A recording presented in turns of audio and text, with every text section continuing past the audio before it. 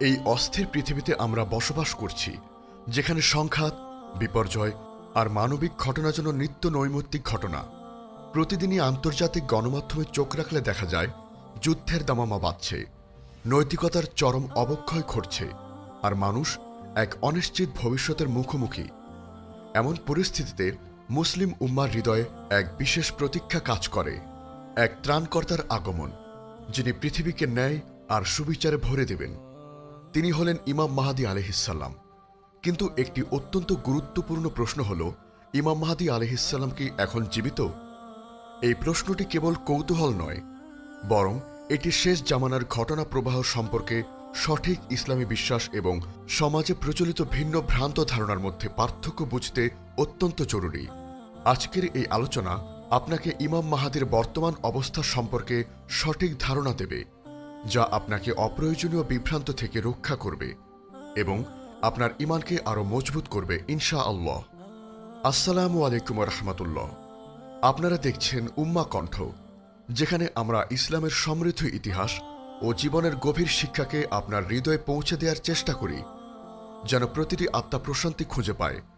আপনার ঈমানের জীবনকে আরও সমৃদ্ধ করতে আমাদের ব্লগ থেকে পড়ুন অনুপ্রেরণামূলক প্রবন্ধ, শুনুন হৃদয়ছোঁয়া অডিও এবং আপনার জীবনের প্রতিটি প্রশ্নের ইসলামিক সমাধান খুঁজে নিন। তাই আজই ভিজিট করুন আমাদের ওয়েবসাইট www.ummakantho.com এ। আজ আমরা মুসলিম উম্মার মধ্যে একটি বহুল আলোচিত বিষয় নিয়ে কথা বলবো, ইমাম মাহদী কি এখন জীবিত? এই প্রশ্নটি বিভিন্ন মাযহাবের দৃষ্টিভঙ্গি এবং সমাজে প্রচলিত বিভিন্ন তথ্যের কারণে বিভ্রান্তি সৃষ্টি করে। শেষ জামানার আলামত এবং ইমাম মাহদী আগমন সম্পর্কে আমাদের রাসূল সাল্লাল্লাহু আলাইহি ওয়াসাল্লাম অনেক স্পষ্ট নিদর্শন দিয়ে গেছেন। এই দিক নির্দেশনাগুলো ব্যাখ্যা বিশ্লেষণ করলে আমরা এই প্রশ্নের সঠিক উত্তর পেতে পারি এবং অপ্রয়োজনীয় জল্পনা কল্পনা থেকে নিজেদের রক্ষা করতে পারি। ইমাম মাহদীর বর্তমান অবস্থা, সুন্নি ও শিয়া দৃষ্টিভঙ্গির পার্থক্য। ইমাম মাহদী বর্তমান অবস্থা নিয়ে সুন্নি ও শিয়া মুসলিমদের মধ্যে মৌলিক পার্থক্য রয়েছে। এই পার্থক্যটি বোঝা অত্যন্ত জরুরি, কারণ এর উপর ভিত্তি করেই এই প্রশ্নটির উত্তর ভিন্ন ভিন্ন হয়। ১. সুন্নি দৃষ্টিভঙ্গি, আহলুস সুন্নাহ ওয়াল জামাত। আহলুস সুন্নাহ ওয়াল জামাতের বিশ্বাস অনুযায়ী ইমাম মাহদী আলাইহিসসালাম এখনও জন্মগ্রহণ করেননি। তিনি কিয়ামতের নিকটবর্তী সময়ে জন্মগ্রহণ করবেন এবং আবির্ভূত হবেন।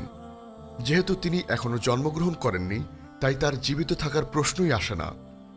সুন্নি আকীদা অনুযায়ী রাসূল সাল্লাল্লাহু আলাইহি ওয়াসাল্লাম থেকে বর্ণিত হাদিসগুলো তার ভবিষ্যতের আগমনের ওপর জোর দেয়, যেখানে তাকে একজন পরিচিত বংশধর হিসেবে বর্ণনা করা হয়েছে, যিনি একটি নির্দিষ্ট সময় পৃথিবীতে আবির্ভূত হবেন এবং নেতৃত্ব দেবেন। তার আগমন হবে স্পষ্ট ও প্রকাশিত, যা কোনো গোপনীয়তা বা আত্মগোপন দ্বারা আবৃত থাকবে না। যখন তিনি আসবেন, তখন তা হবে সকলের কাছে দিবালোকের মতো স্পষ্ট, এতে কোনো সন্দেহ থাকবে না। রাসূল সাল্লাল্লাহু আলাইহি ওয়াসাল্লাম বলেছেন, যদি দুনিয়ার মাত্র একটি দিনও অবশিষ্ট থাকে, তবে আল্লাহ সেই দিনটিকে দীর্ঘায়িত করবেন, যতক্ষণ না আমার পরিবার থেকে একজন ব্যক্তিকে তিনি পাঠাবেন, যার নাম আমার নামের সাথে এবং যার পিতার নাম আমার পিতার নামের সাথে মিলবে। সে পৃথিবীকে ন্যায় ও ইনসাফে পূর্ণ করবে, যেমন তা পূর্বে জুলুম ও অত্যাচারে পূর্ণ ছিল। সুনানে আবু দাউদ, হাদিস 4282। এই হাদিসটি তার আগমন সম্পর্কে বলেছে, অর্থাৎ তিনি ভবিষ্যতে আসবেন। এটি তার বর্তমান জীবিত থাকা বা আত্মগোপনে থাকার কোনো ইঙ্গিত দেয় না। সুন্নি আলেমগণ এই হাদিসটির ভিত্তিতে ঐক্যবদ্ধভাবে বিশ্বাস করেন যে ইমাম মাহদী আলাইহিসসালাম এখনও জন্মগ্রহণ করেননি। ২. শিয়া দৃষ্টিভঙ্গি, ইসনা আশারিয়া শিয়া। ইসনা আশারিয়া শিয়া মুসলিমরা, যারা শিয়াদের সংখ্যাগরিষ্ঠ অংশ, তারা বিশ্বাস করে যে তাদের দ্বাদশ ইমাম অর্থাৎ মুহাম্মদ আল মাহদী, যিনি ইমাম হাসান আল আসকারী আলাইহিসসালামের পুত্র, তিনি ২৫৫ হিজরিতে অর্থাৎ ৮৬৯ খ্রিস্টাব্দে জন্মগ্রহণ করেছেন। তারা বিশ্বাস করে যে তিনি ৫ বছর বয়সে গায়েব অর্থাৎ আত্মগোপনে চলে গেছেন। শিয়া বিশ্বাস অনুযায়ী তিনি বর্তমানে জীবিত আছেন এবং আল্লাহর ইচ্ছায় এক নির্দিষ্ট সময়ে আত্মপ্রকাশ করবেন। এই গায়েব হওয়াকে তারা দুটি পর্যায়ে বিভক্ত করে, আল গায়বাতুস সুগরা অর্থাৎ ক্ষুদ্র আত্মগোপন এবং আল গায়বাতুল কুবরা অর্থাৎ বৃহত্তর আত্মগোপন। বর্তমানে তিনি আল গায়বাতুল কুবরা অর্থাৎ বৃহত্তর আত্মগোপনে আছেন বলে তারা বিশ্বাস করে। এই কারণে শিয়া মুসলিমদের মধ্যে ইমাম মাহাদির জীবিত থাকা এবং তার আত্মগোপন নিয়ে আলোচনা প্রচলিত আছে। তাদের মতে ইমাম মাহাদির আত্মগোপন মেঘের আড়ালে থাকা সূর্যের মতো, যা অদৃশ্য থাকলেও উপকার করছে। সুন্নি হাদিসে ইমাম মাহাদির জন্ম ও অস্তিত্বের প্রমাণ। সুন্নি হাদিসগুলো ইমাম মাহাদির আগমনের পূর্বে কিছু স্পষ্ট বড় আলামতের কথা বলা হয়েছে, যা এখনো প্রকাশ পায়নি। এই আলামতগুলো তার আগমনকে এতটাই স্পষ্ট করে তুলবে যে তার পূর্বে কোনো গোপন অস্তিত্বের প্রশ্নই আসে না। যদি তিনি বর্তমানে জীবিত থাকতেন তাহলে এই আলামতগুলো অধিকাংশই ইতিমধ্যে প্রকাশ পেয়ে যেত। আগমনের পূর্ব শর্ত। হাদিসে বর্ণিত আছে যে ইমাম মাহাদির আগমন এমন এক সময় হবে যখন পৃথিবীতে জুলুম ও অত্যাচারে পরিপূর্ণ থাকবে। যদিও বর্তমান বিশ্বে আজকের তারিখ পর্যন্ত অন্যায় ও বিশৃঙ্খলা ব্যাপক, তবে হাদিসে বর্ণিত চূড়ান্ত পর্যায়ের জুলুমের চিত্র এখনও আসেনি। কাবাঘরে বায়াত। ইমাম মাহাদি যখন আবির্ভূত হবে তখন তিনি মক্কার বায়তুল্লাহ শরীফে জনসম্মুখে বায়াত গ্রহণ করবেন। এই ঘটনাটি তার প্রকাশ্য আগমনকে প্রমাণ করে, কোনো গোপনীয় অস্তিত্বকে নয়। দাজ্জালের আগমন ও ঈসা আলাইহিসসালামের অবতরণ। ইমাম মাহাদির আগমনের পরপরই বা তার সময় মানবজাতির সবচেয়ে বড় ফিতনা দাজ্জালের আবির্ভাব ঘটবে এবং তাকে হত্যা করার জন্য ঈসা আলাইহিসসালাম আসমান থেকে অবতরণ করবেন। এই মহা গুরুত্বপূর্ণ ঘটনাগুলো এখনও ঘটেনি। দাজ্জালের ফিতনা এবং ঈসা আলাইহিসসালামের আগমন কিয়ামতের অন্যতম প্রধান আলামত, যা ইমাম মাহাদির আগমনের সাথে সরাসরি যুক্ত। এই আলামতগুলোর অনুপস্থিতি সুন্নি আকিদাকে আরও শক্তিশালী করে যে ইমাম মাহাদি আলাইহিসসালাম এখনও আবির্ভূত হননি, তাই তিনি জীবিত নন। যখন তিনি আবির্ভূত হবেন তখন তার আগমন এতটাই স্পষ্ট হবে যে কোনো মুসলিমের পক্ষেই তা অস্বীকার করা সম্ভব হবে না। তাকে খুঁজে বেড়ানো বা তার আত্মগোপন হলে জানার কোনো প্রয়োজন হবে না, বরং আল্লাহ তাআলা তার আগমনের সমস্ত আলামত স্পষ্ট করে দেবেন। ইমাম মাহাদি জীবিত থাকার ধারণার ঝুঁকি। ইমাম মাহাদি বর্তমানে জীবিত আছেন এবং কোথায় আত্মগোপনে আছেন, এই ধরনের বিশ্বাস সুন্নি আকিদার সাথে সাংঘর্ষিক এবং এর ফলে মুসলিম উম্মার মধ্যে কিছু মারাত্মক ভুল বোঝাবুঝি এবং ফিতনার সৃষ্টি হতে পারে। ১. মিথ্যা দাবিদারদের উত্থান। যখন মানুষ মনে করে যে ইমাম মাহাদি জীবিত এবং আত্মগোপনে আছেন, তখন বিভিন্ন ভণ্ড এবং প্রতারক সহজেই নিজেকে ইমাম মাহাদি হিসাবে দাবি করে এবং মুসলিমদের বিভ্রান্ত করতে পারে। তারা নিজেদের গোপন অতীত বা অলৌকিক ক্ষমতা সম্পর্কে মিথ্যা দাবি করে সাধারণ মানুষকে প্রতারিত করে।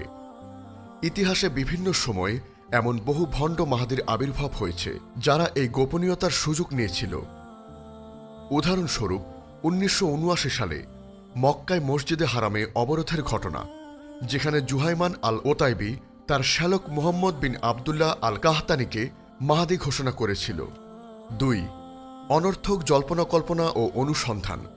এই ধারণা মানুষকে ইমাম মাহাদিকে খুঁজে বের করার জন্য অনর্থক জল্পনা কল্পনা এবং অনুসন্ধানে লিপ্ত করতে পারে। এর ফলে মুসলিমরা তাদের মূল দ্বীনের দায়িত্ব থেকে বিচ্যুত হতে পারে এবং সময় নষ্ট করতে পারে। এটি মানুষকে নিষ্ক্রিয় করে তুলতে পারে, এই ভেবে যে তাদের কিছুই করার নেই যতক্ষণ না মাহাদি আবির্ভূত হবেন। ৩. বিভ্রান্তি ও অনৈক্য। এই ধরনের ভুল বিশ্বাস মুসলিম উম্মার মধ্যে অনৈক্য এবং বিভেদ সৃষ্টি করতে পারে। সঠিক জ্ঞানের অভাবে মানুষ সত্য থেকে দূরে সরে যেতে পারে এবং ভুল পথে পরিচালিত হতে পারে। ৪. নেতিবাচক প্রভাব। কিছু মানুষ এই ধারণার কারণে নিষ্ক্রিয় হয়ে পড়তে পারে এই ভেবে যে ইমাম মাহাদি এলেই সব ঠিক হয়ে যাবে, তাই তাদের ব্যক্তিগত ও সামাজিক দায়িত্ব পালনের কোনো প্রয়োজন নেই। এটি ইসলামী শিক্ষার পরিপন্থী, যা মুসলিমদেরকে সর্বদা সক্রিয় ও দায়িত্বশীল হতে উৎসাহিত করে। বর্তমান পরিস্থিতিতে মুসলিম উম্মার করণীয়। ইমাম মাহাদি এখন জীবিত আছেন কিনা এই নিয়ে জল্পনা কল্পনা করার পরিবর্তে মুসলিম হিসাবে আমাদের দায়িত্ব ও কর্তব্যগুলোর দিকে মনোনিবেশ করা উচিত। এই অস্থির সময়ে যখন ফিতনা ফ্যাসাদ বিশ্বজুড়ে ছড়িয়ে পড়ছে, তখন আমাদের জন্য নিম্নলিখিত বিষয়গুলো অত্যন্ত গুরুত্বপূর্ণ। ১. ঈমান ও আমলকে মজবুত করা। শেষ জামানার ফিতনা থেকে বাঁচার জন্য নিজের ঈমানকে মজবুত করা এবং নেক আমল বৃদ্ধি করা অপরিহার্য। নিয়মিত সালাত আদায় করা, কুরআন তিলাওয়াত করা, জিকির করা এবং হালাল উপায়ে জীবিকা নির্বাহ করা উচিত। ব্যক্তিগত পরিশুদ্ধি এবং আল্লাহর সাথে সম্পর্ক সুদৃঢ় করা এই সময়ের সবচেয়ে গুরুত্বপূর্ণ কাজ। আল্লাহ তাআলা পবিত্র কোরআনে বলেছেন, আর যারা ঈমান আনে ও সৎকর্ম করে তাদের জন্য রয়েছে জান্নাতুল ফিরদৌসের আপ্যায়ন। সূরা কাহফ আয়াত 107।